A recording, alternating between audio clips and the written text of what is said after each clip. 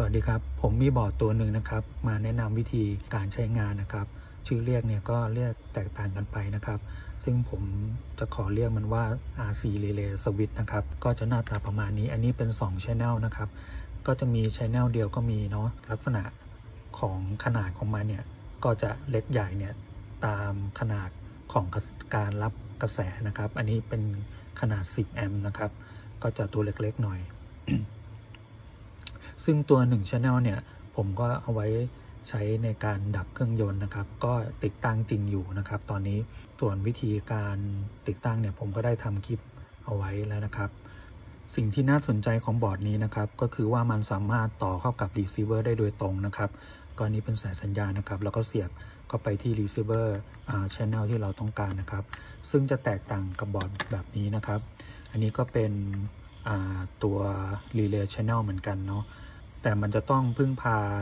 การทำงานเนี่ยโดยใช้ไฟที่เป็น0 กับ 5 โวลต์หรือ Logic 0 กับ 1นะครับเพื่อสั่งให้รีเลย์แต่ละตัวเนี่ยทำงานนะครับก็เป็น0 Logic 0 กับ 1หรือเป็น0 โวลต์กับ5 โวลต์นะครับเป็น0 โวลต์กับ5 โวลต์ตัวรีเลย์นี้ถึงจะทำงานนะครับส่วนตัวนี้นะครับก็จะใช้เป็นสัญญาณของ receiver นะครับที่เป็นพันนะครับที่เป็นพันอย่างนี้นะครับจะเป็นลักษณะของ PWM หรือจะเป็น PPM นะครับก็สามารถสั่งตัวรีเลย์ตัวนี้ทำงานได้นะครับมีบางท่านนะครับเข้าใจผิดนะครับว่ารุ่นแบบนี้นะครับสามารถที่จะต่อ receiver มาสั่งงานได้โดยตรงนะครับอันนี้ยืนยันว่าไม่ได้นะครับไม่ทำงานนะครับสำหรับในการประยุกต์ใช้ในงานรถตัดหญ้าของเรานะครับก็จะเอาไว้สำหรับในการสตาร์ทเครื่องยนต์ดับเครื่องยนต์ก็ได้นะครับจากรีโมทจะเอาไว้สำหรับเปิดปิดไฟก็ได้นะครับเอาไว้สำหรับในการควบคุมมอเตอร์อย่างเช่นมอเตอร์ที่เป็นมอเตอร์ยกมอเตอร์ลีเนียร์นะครับแต่ไม่แนะนำในการนำไปใช้ในการขับเคลื่อนตัวรถนะครับเพราะว่าการใช้งานเนี่ยจะใช้งานถี่ๆไม่ได้นะครับเพราะว่ารีเลย์เนี่ยเป็นอาศัยหน้าคอนแทคในการทำงานนะครับถ้าเราใช้ถี่ๆมากๆเนี่ยตัวรีเลย์ก็จะพังเสียหายได้ง่ายนะครับเอาไว้ใช้สำหรับในงานที่ไม่ถี่มากนักนะครับซึ่งคลิปนี้นะครับผมจะมาแนะนำวิธีการต่อ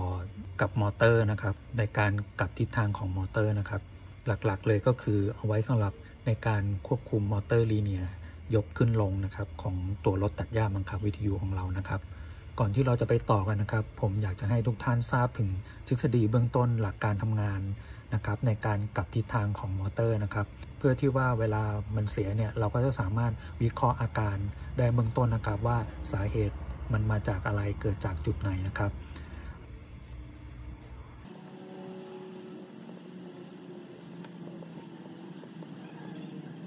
โอเคอันนี้เป็นวงจรมอเตอร์เบื้องต้นนะครับก็จะมีแบตเตอรี่นะครับไฟบวกลบก็มีสวิตช์นะครับ S1 นะครับอันนี้เป็นมอเตอร์นะครับเมื่อเราจ่ายกระแสไฟนะครับเมื่อเราสับสวิตช์นะครับสับสวิตช์ตัว S1 นะครับก็จะมีกระแสไหลผ่านก็ทำให้มอเตอร์นี้หมุนนะครับส่วนจะหมุนไปในทิศทางไหนเนี่ยก็จะเป็นทฤษฎีลึกๆนะครับเอาเป็นว่ามันหมุนไปในทิศทางหนึ่งนะครับโอเคต่อมานะครับถ้าเราอยากจะให้มอเตอร์เนี่ยหมุนไปอีกในทิศทางหนึ่งนะครับเราก็จะต้องกลับขั้วของมอเตอร์นะครับจากสมมติว่าอันนี้เป็นบวกนะครับนี่เป็นลบขั้วบวกขั้วลบนะครับเราจะให้หมุนไปอีกทิศทางตรงข้ามนะครับแล้วก็กลับมอเตอร์นะครับให้ตรงนี้เป็นลบแล้วก็นี่เป็นบวกนะครับมันก็จะมอเตอร์ก็จะหมุนไปอีกทิศทางหนึ่งตรงกันข้ามนะครับโอเคทีนี้เนี่ยเราจะทำยังไงนะครับเมื่อเรากดสวิตช์เนี่ยทำให้มอเตอร์เนี่ยมันหมุนกลับทางได้เลยนะครับโดยที่เราไม่ต้องมาตัดต่อสายนะครับเราก็จะต้องพึ่งพาสวิตช์แบบ3ทางนะครับ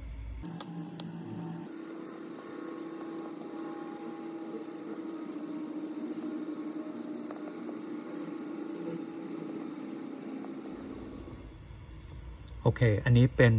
วงจรนะครับใช้สวิตช์3ทางนะครับ2ตัวนะครับในการกลับทิศทางของมอเตอร์นะครับ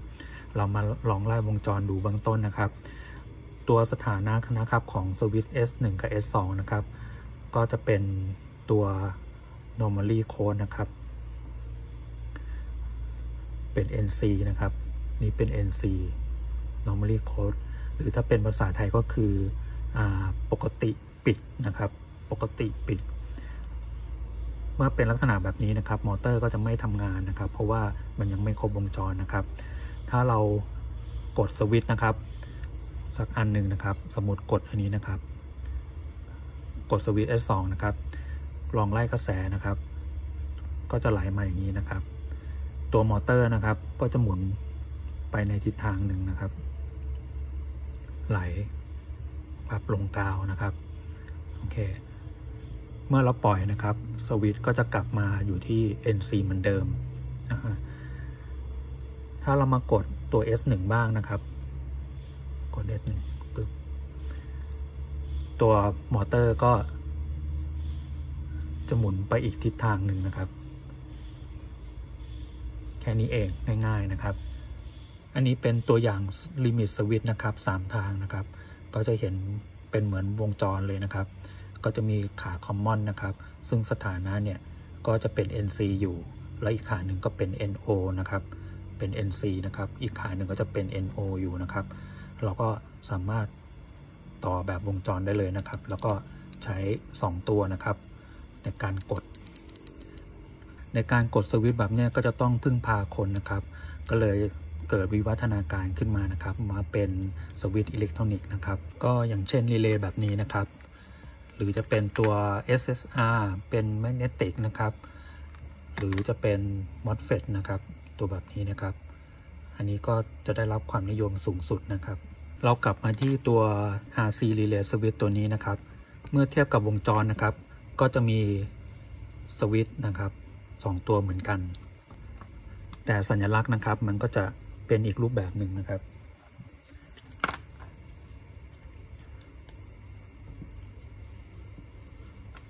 ผมก็จำไม่ค่อยแน่ชัดนะครับมันก็จะเป็นเหมือนเป็นคอยนะครับสัญลักษณ์แบบนี้มั้งนี่นะครับแล้วก็อาศัยหลักการนะครับในการเหนี่ยวนำนะครับสั่งให้ตัวหน้าคอนแทคเนี่ยเหนี่ยวนำแล้วมันก็จะโยกหน้าคอนแทคให้นะครับโดยเราจะสั่งงานจากแหล่งพลังงานอื่นนะครับที่น้อยกว่า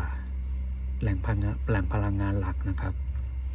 ก็อย่างเช่นตัวนี้นะครับก็น่าจะใช้เพียงแค่5 โวลต์นะครับในการสั่งให้หน้าคอนแทคทำงานนะครับโอเคเวิร์กมาตั้งนานนะครับเดี๋ยวเรามาต่อกันนะครับก่อนอื่นเนี่ยเดี๋ยวเรามาวัดขาก่อนนะครับว่าขาไหนเป็นขาอะไรนะครับก็ที่เขาสกรีนไว้ก็เป็น NC นะครับ Common แล้วก็ C นะครับ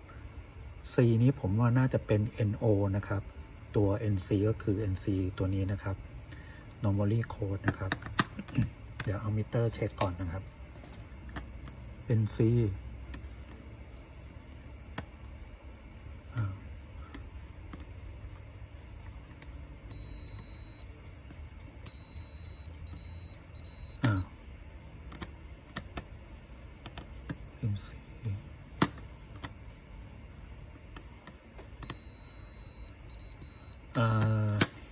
นี่ผมก็เพิ่งเช็คครั้งแรกเหมือนกันนะครับ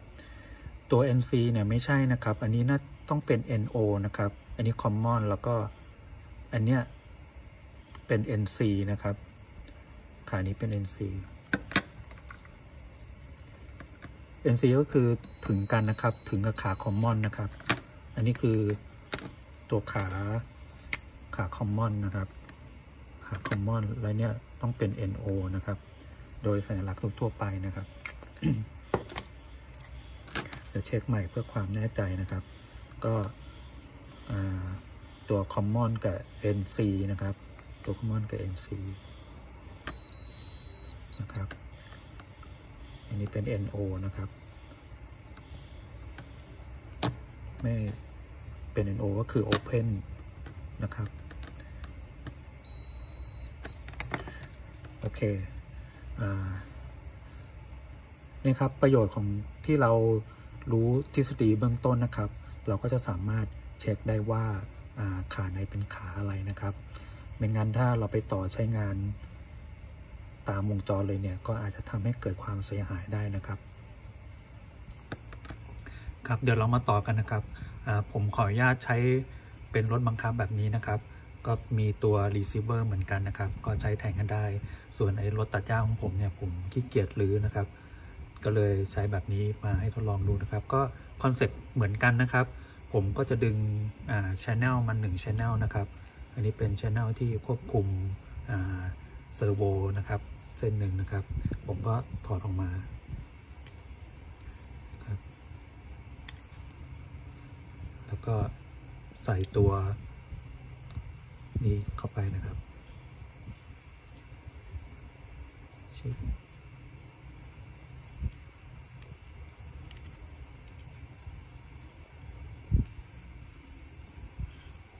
โอเคลองเปิดใช้งานนะครับเมื่อเรายกคันโยกนะครับตัวรีเลย์แต่ละตัวนะครับก็จะทำงานนะครับ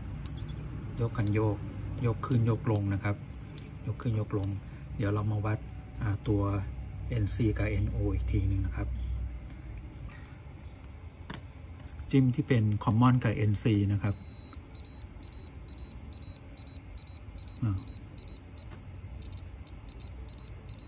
โอ้ทันหมดนะครับไม่เป็นไรทีนี้เราลองโยกนะครับให้ตัวรีเลย์ตัวนี้ทำงานนะครับโอเครีเลย์ตัวที่เราจิ้มอยู่ทำงานนะครับตัวเนี้ยจากที่เป็น NC นะครับก็กลายเป็น NO แล้วนะครับแล้วมันก็จะย้ายมาตัวนี้แทนนะครับจากที่เป็น NO นะครับเดี๋ยวผมลองปล่อยคันโยกนะครับโอเคก็สถานะก็จะกลับมาเป็น NC เหมือนเดิมนะครับไอตัวที่เราจิ้มอยู่นี่ก็เป็น NO นะครับโอเคไม่งงนะครับพอเรารู้จังหวะการเปิดปิดของแต่ละ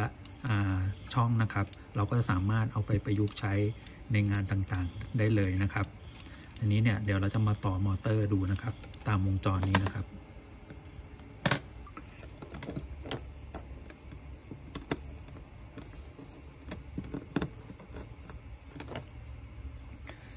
ก็เอาไฟบวกนะครับเข้า NC นะครับไฟบวก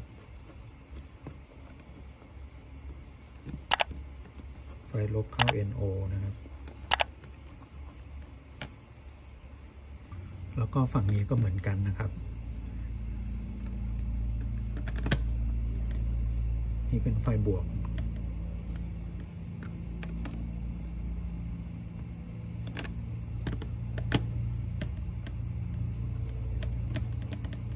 ส่วน NO นะครับนี่เป็น NO ก็ไฟลบนะครับ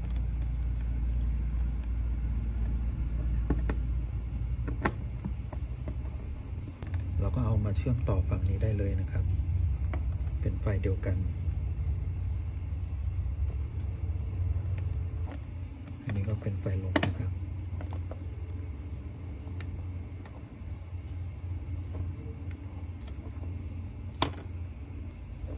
เสร็จแล้วก็เอามอเตอร์นะครับอันนี้เป็นมอเตอร์ทดลองนะครับเอามาใส่ขาไหนก็ได้นะครับถ้าเราอยากจะให้ทำงานตาม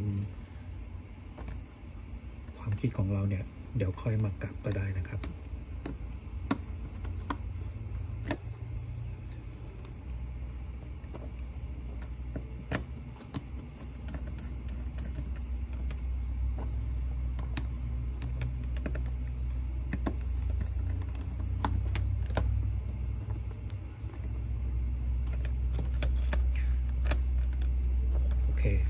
ก็จะได้ประมาณนี้นะครับ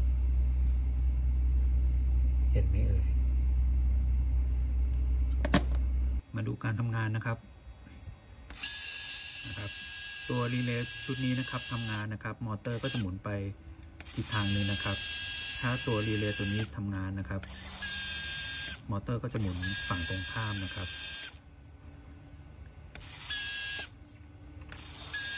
จะเร็วหน่อยมองไม่ค่อยเห็นนะครับแต่มันหมุนตรงข้ามแน่นอนนะครับ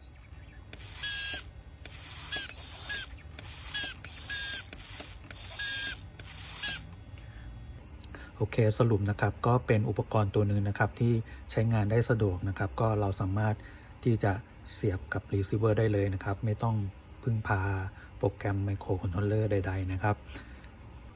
ซึ่งในการทำรถตัดหญ้านะครับในความคิดเห็นส่วนตัวนะครับในเรื่องการควบคุมหรืออุปกรณ์อิเล็กทรอนิกส์เนี่ยเราควรจะไม่ใช้อะไรที่มันซับซ้อนมากนะครับพยายามหาที่มันสำเร็จรูปแบบนี้นะครับเพราะสมัยนี้แล้วผมเชื่อว่าทุกอย่างมีนะครับเพียงแต่เราจะหามันเจอหรือเปล่านะครับก็อยากจะฝากให้แต่ละท่านนะครับมุ่งเน้นไปกับการทำตัวรถนะครับทำโครงสร้างให้ดีทำใบตัดให้ดีนะครับออกแบบในการออกแบบโครงสร้างให้